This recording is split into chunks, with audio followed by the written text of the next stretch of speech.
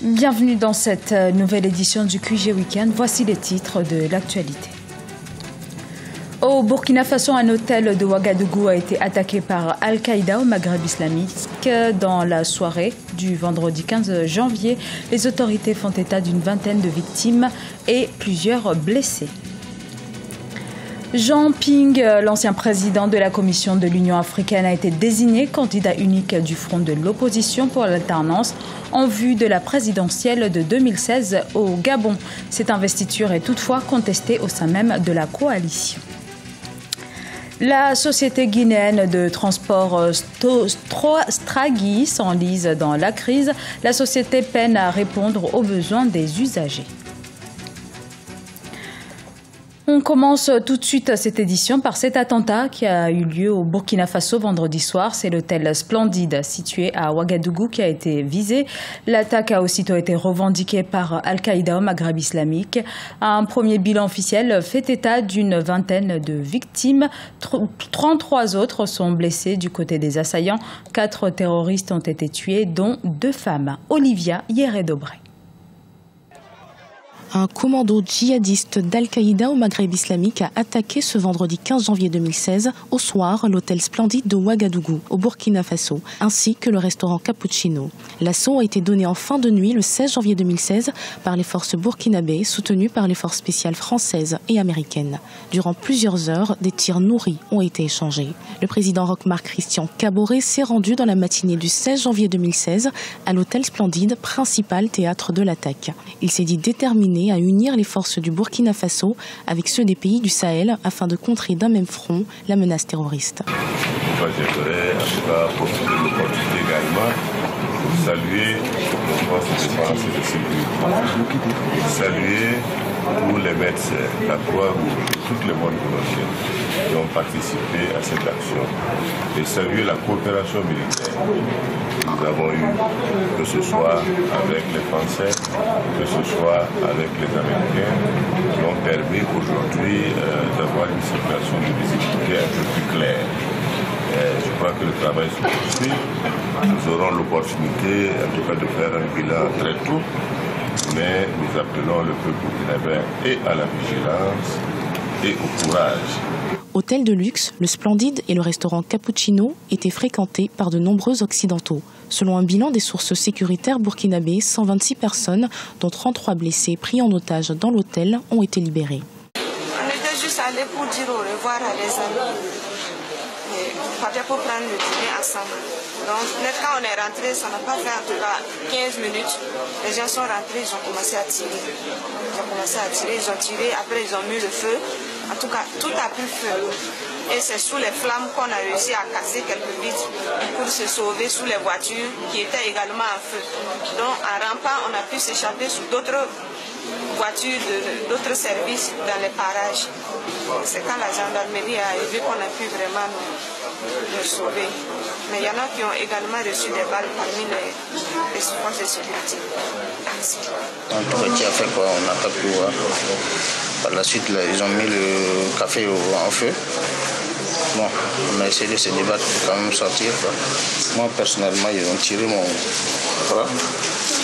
J'ai une fracture ouverte. Grosso modo, c'est ce que je peux dire. Ils ont brûlé mon véhicule aussi. On était dans le hall en fait. Quand on a vu les gens qui accouraient de part et dehors et qui nous disaient qu'ils ont attaqué Cappuccino. Bon, du coup, comme ça, ils ont commencé à tirer. Donc, comme on était dans le hall, on est rentré dans un bureau juste à côté. On s'est réfugié sous les bureaux. Et sans mentir, je suis un revenant. Les opérations des forces de sécurité burkinabées contre les auteurs des attaques sont terminées. Les forces burkinabées poursuivent des opérations de ratissage aux alentours de l'hôtel Splendide et du restaurant Cappuccino, ainsi que des établissements voisins. L'attentat a fait une vingtaine de victimes de 18 nationalités selon les autorités burkinabées. Et également dans l'actualité au Gabon, Jean Ping a été désigné ce vendredi candidat du Front uni de l'opposition en vue de la présidentielle de 2016. L'ancien président de la Commission de l'Union africaine battait campagne depuis plusieurs mois. Il avait officialisé sa candidature à l'investiture de l'opposition le 5 janvier 2016. Jean Ping se veut rassurant.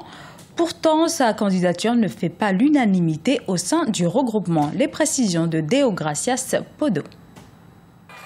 L'ancien président de l'Union africaine, Jean Ping, a été désigné vendredi 15 janvier 2016, candidat unique du Front de l'opposition pour l'alternance dans le cadre de la prochaine présidentielle au Gabon. Le choix des cadres ne fait pas l'unanimité au sein même de la coalition, mais Jean Ping, qui avait déjà officialisé sa candidature à l'investiture de l'opposition le 5 janvier 2016, se veut confiant. Le Gabon à l'abri de la peur, c'est la démocratie. On instaure la démocratie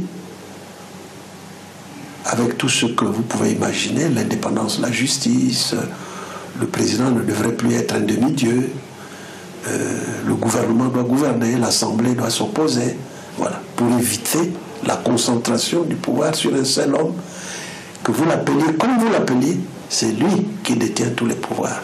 Et ça, ce n'est pas bon.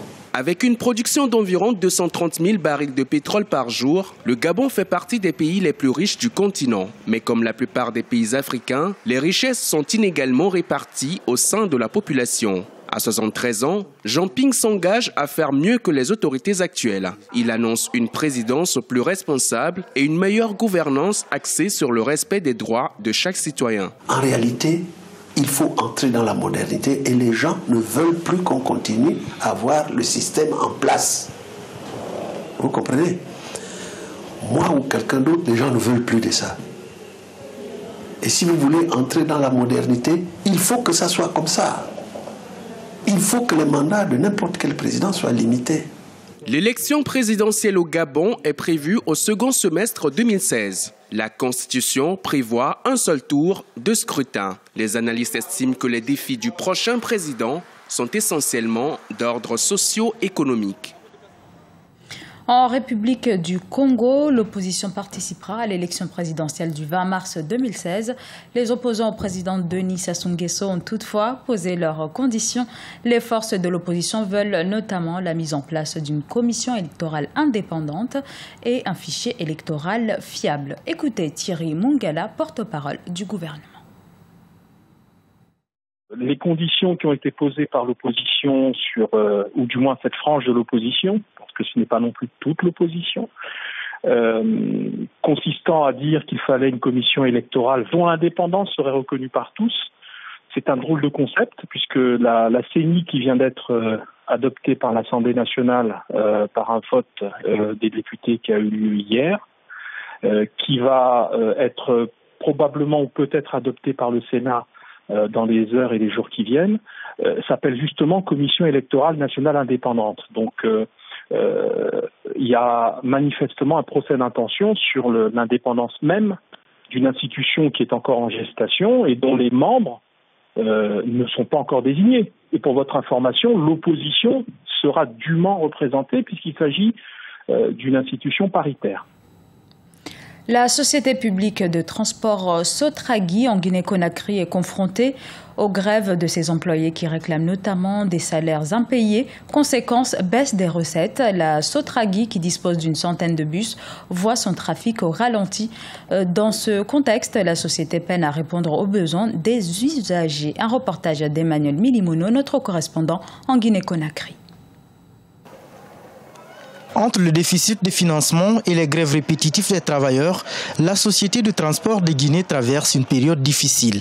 La Sotragui est la société qui offre les meilleurs coûts en termes de transport public en Guinée, mais la cinquantaine de bus en circulation est loin de répondre aux attentes des populations de la capitale, moins encore celles de l'intérieur du pays. La plupart de ces engins sont soit à l'arrêt à cause d'un manque de pièces de rechange, soit parce qu'ils ont été caillassés au cours des manifestations des rues. Aujourd'hui, nous avons une cinquantaine de bus disponibles qui peuvent réellement transporter la population. Les bus caillassés par le mouvement politique sont au nombre de 46.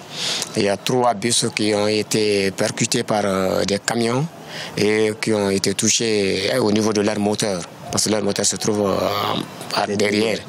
Donc ces moteurs ont été touchés, donc vraiment ils ne sont pas fonctionnels. L'ensemble de parc qu'on nous a remis, c'était 100 bus. La crise que traverse cette société de transport public guinéen est également liée à une mauvaise exploitation de son parc automobile. Les recettes engrangées par les quelques bus en circulation ne sont pas en mesure d'amortir ne serait-ce que le coût du carburant qui leur est octroyé. Les détournements constatés sur le réseau d'exploitation provoquent aussi un profond déséquilibre financier. En 2015, pour préserver les emplois et garantir le paiement des salaires, le syndicat des travailleurs a dû prendre en main l'exploitation et le contrôle des recettes journalières. Nous nous sommes mêlés de la gestion de l'exploitation et que nous avons demandé au directeur général qui a accepté. Automatiquement, le premier jour, nous avons détecté au niveau de l'encaissement que c'est là où il y avait le problème. Un receveur vient avec 815 000 francs. Il a informé son conducteur, il a informé son contrôleur, arrivé à l'encaissement. L'encaisseuse qui a encaissé le monsieur a mis 669 000 sur son reçu. En dépit des recettes générées par l'exploitation des bus, la société de transport de Guinée est encore obligée d'attendre chaque année de l'État une subvention d'1 milliard de francs guinéens pour assurer son fonctionnement. Unique société de transport public en Guinée, la Sotragui est encore loin d'assumer correctement sa mission de service public. La conscientisation de ses cadres et travailleurs demeure un défi à relever pour que la société réponde efficacement aux attentes des populations.